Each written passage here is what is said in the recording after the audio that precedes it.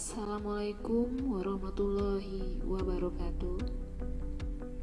Apa kabar Ananda semuanya? Semoga kita semua masih dalam lindungan Allah Subhanahu wa Ta'ala, dan tentunya dalam keadaan sehat walafiat. Amin ya Robbal Alamin. Baiklah, kali ini kita akan membahas materi pembelajaran geografi, tepatnya membahas mengenai Indonesia sebagai poros maritim dunia.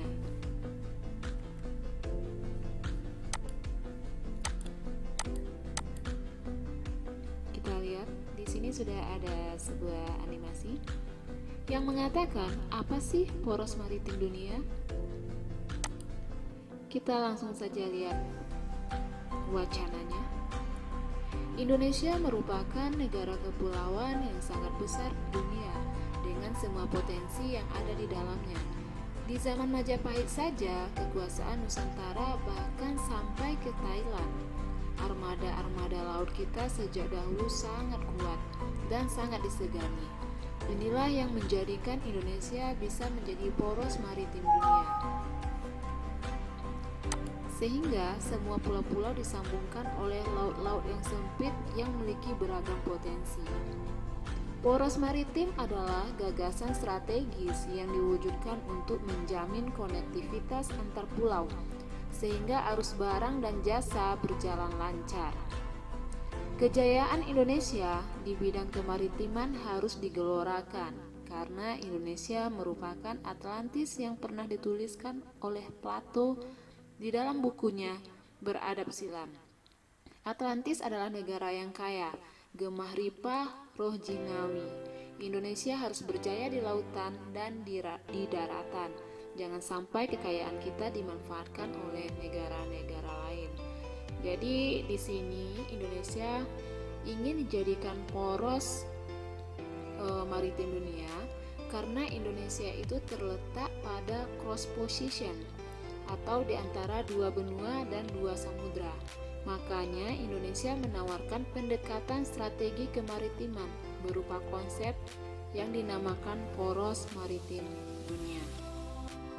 Dulu Indonesia memiliki kerajaan-kerajaan besar yang menguasai maritim atau angkatan laut yang sangat-sangat kuat.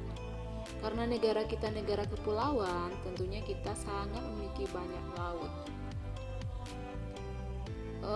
Kita di sini ingin mengembalikan kejayaan kita pada zaman dahulu melalui sebuah cita-cita yang digagaskan oleh presiden kita yang disebut sebagai poros maritim dunia. Kita lanjut ke letak wilayah Indonesia. Yang pertama ada letak astronomis. Letak astronomis adalah posisi letak suatu negara berdasarkan garis lintang dan garis bujur. Negara Indonesia terletak antara 6 derajat lintang utara sampai 11 derajat lintang selatan dan 95 derajat bujur timur sampai 141 derajat bujur timur.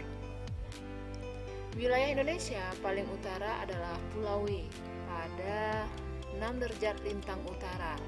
Wilayah Indonesia paling selatan adalah Pulau Rote pada 11 derajat lintang selatan. Wilayah Indonesia paling barat terletak di kota Sabang, yaitu terletak pada 95 derajat bujur timur. Dan yang paling timur adalah kota Merauke pada 141 derajat bujur timur. Ini adalah peta letak astronomis Indonesia. Bisa kita lihat di sini ya, posisi-posisi kota-kota yang berada pada 11 derajat lintang selatan, 141 derajat bujur timur, 6 derajat lintang utara, dan 95 derajat bujur timur. Indonesia dilalui oleh garis hayal yang bernama garis ekuator atau garis khatulistiwa atau garis hayal 0 derajat. Jadi garis khatulistiwa adalah garis yang membagi bumi menjadi dua bagian, yaitu bagian utara dan bagian selatan. Kita lanjut. Letak lintang ini menyebabkan Indonesia beriklim panas ataupun tropis dengan ciri-ciri sebagai berikut. Yang pertama, curah hujan yang tinggi. Yang kedua, terdapat hutan hujan tropis yang luas dengan nilai ekonomi tinggi. Kenapa bisa menjadi nilai ekonomi tinggi? Karena di dalam hutan hujan tropis itu terdapat banyak flora dan fauna. Biasanya flora dan fauna itu menghasilkan nilai rupiah yang cukup mendukung suatu negara untuk mencapai kemakmuran. Ataupun di dalam hutan hujan tropis itu banyak terdapat kekayaan-kekayaan alam seperti kayu ataupun kekayaan alam lainnya. Kemudian menerima sinar matahari sepanjang tahun karena kita berada di garis khatulistiwa tadi. Jadi kita selalu berada di daerah peredaran matahari. Berikut sumber daya alam melimpah dengan flora fauna yang beragam. Ya, ini bisa disambungkan dengan yang bagian B tadi, yang bisa menghasilkan nilai ekonomi yang tinggi. Berikut tanah yang subur. Di sini tanah subur disebabkan oleh banyak faktor, salah satu curah hujan yang cukup, kemudian penyinaran intensitas matahari yang bagus, dan sebagainya. Lanjut, penguapan tinggi, sehingga kelembaban udara juga tinggi. Berikut kita lanjut ke letak yang kedua, yaitu letak geografis. Letak geografis adalah letak suatu daerah atau wilayah dari kenyataan di permukaan bumi. Secara geografis, Kepulauan Indonesia diapit oleh dua benua besar, yaitu benua Asia dan benua Australia, serta dua samudra, yaitu Samudra Pasifik dan Samudra Hindia. Ini adalah peta letak geografis Indonesia, bisa kita lihat di sini. Ini adalah benua Asia, kita berada di tengah-tengah, dan diapit oleh benua lain, yaitu benua Australia. Kemudian kita juga diapit oleh dua samudra, yaitu Samudra Pasifik dan Samudra Hindia.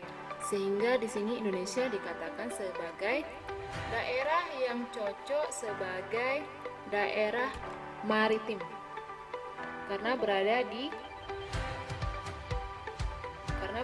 di cross position tadi, yaitu di antara dua benua dan dua samudra. Kita lanjut lagi. Perpaduan antara letak astronomis dengan letak geografis Indonesia menimbulkan kondisi sebagai berikut, yaitu yang pertama, memperoleh sinar matahari sepanjang tahun. Ya, betul sekali. Karena di sini Indonesia berada di iklim tropis. Kemudian yang kedua, penguapan yang tinggi sehingga tingkat kelembaban juga tinggi. Kemudian curah hujan juga tinggi. Memiliki wilayah hutan hujan tropis yang cukup lebat. Bukan cukup lagi, bahkan sangat lebat ya. Indonesia merupakan salah satu paru-paru dunia. Kemudian terdapat dua musim, yaitu musim hujan dan musim kemarau. Ini terjadi akibat pergerakan angin muson. Dan terdapat vegetasi yang beragam. Kita lanjut yang ketiga, ada letak geologis. Letak geologis merupakan letak suatu wilayah berdasarkan jenis batuan yang ada di permukaan bumi. Secara geologis, wilayah Indonesia terletak pada wilayah sebagai berikut. Yang pertama, dua jalur pegunungan muda dunia, yaitu Sirkum Mediterania di sebelah barat dan pegunungan Sirkum Pasifik di sebelah timur. Hampir seluruh wilayah Indonesia dilalui oleh kedua sirkum ini, kecuali daerah Kalimantan, sehingga Kalimantan tidak memiliki gunung api. Jadi di Indonesia, pulau yang paling aman dari gempa bumi hanya satu, yaitu Pulau Kalimantan. Sedangkan wilayah lainnya itu berpotensi semua mengalami gempa bumi. B. Pertemuan tiga lempeng, yaitu yang pertama bagian utara berbatasan dengan Tameng Asia dan perluasannya ke arah selatan tenggelam di bawah permukaan air laut, yang dikenal dengan nama Paparan Sunda atau disebut juga dengan Lempeng Asia. Yang kedua, bagian barat dan selatan dibatasi oleh benua Gondwana yang terdiri atas India, dasar Samudra Hindia, Australia, dan perluasannya ke arah utara tenggelam di bawah permukaan air. yakni paparan Sahul atau disebut juga dengan lempeng Indo-Australia. Yang ketiga, bagian timur dibatasi oleh dasar Samudra Pasifik yang disebut juga dengan lempeng dasar Samudra Pasifik yang meluas ke arah barat daya. C. Berada pada 3 dangkalan, yaitu dangkalan Sunda, Sahul, dan Laut Pertengahan Australia Asiatik. Ini adalah contoh peta geologis Indonesia. Bisa kita lihat didominasi oleh banyak gunung api dimulai dari ujung Sumatera sampai ke daerah Maluku. Indonesia memiliki banyak gunung api yang aktif. Sebanyak 10% gunung api di dunia yang aktif terdapat di Indonesia, sehingga menyebabkan tanah di Indonesia menjadi sangat-sangat subur. Lalu di Indonesia juga terdapat 129 gunung api yang masih aktif dan terbentang mulai dari Pulau Sumatera, Jawa, Nusa Tenggara, Kepulauan Banda, Halmahera, dan Kepulauan Sanur Talaut.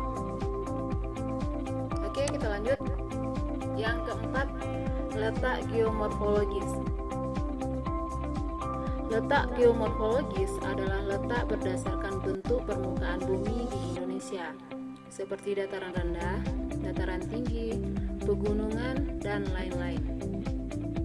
Letak geomorfologis memberi pengaruh terhadap yang pertama ada suhu yang berbeda-beda dan berpengaruh terhadap jenis tanaman yang tumbuh di daerah tersebut. Kemudian yang kedua, menentukan kandungan mineral dalam tanah dan batuan. Berikutnya, menentukan tingkat kepadatan penduduk. Jika relief tinggi, umumnya memiliki kepadatan yang kecil. Sebaliknya, jika relief rendah, memiliki tingkat kepadatan penduduk yang tinggi. Berikut, pada geomorfologi tinggi, sulit dilakukan pembangunan. Kenapa? Karena di sana biasanya lahan-lahan itu lebih terjal dan miring, sehingga sulit untuk membangun sebuah rumah. Kita lanjut berikutnya. Letak maritim. Letak maritim adalah letak suatu tempat ditinjau dari sudut kelautan.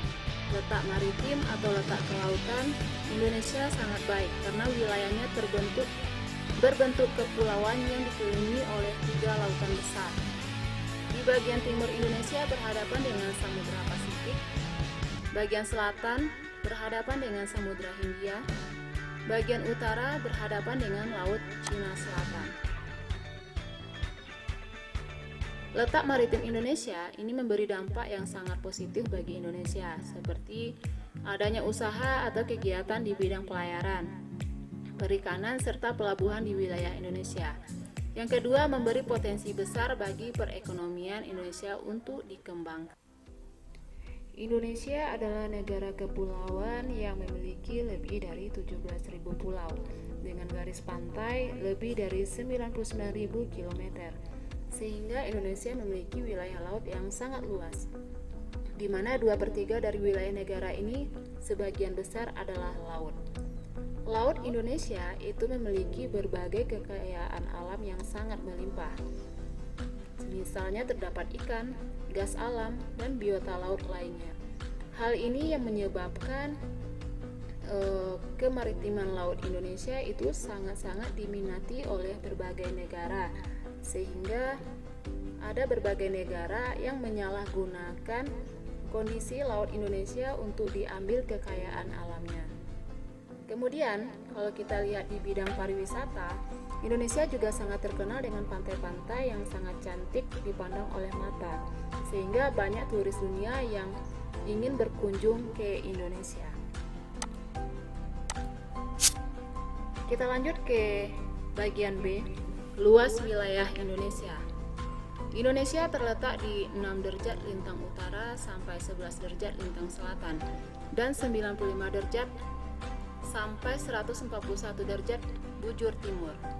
Berdasarkan data Badan Informasi Geospasial atau BIT, Luas daratan Indonesia yaitu 1.922.570 km persegi dan luas lautan sebanyak 3.257.483 km persegi. Total keseluruhan wilayah Indonesia baik daratan dan lautan adalah 5.180.053 km persegi. Dari keseluruhan luas wilayah Indonesia terdapat kurang lebih 13.000 pulau dan sekitar 6.000 pulau yang telah diberi nama. Pulau terbesar di Indonesia bisa kita lihat di peta, yaitu Kalimantan, Papua, Sumatera, Sulawesi, dan Jawa.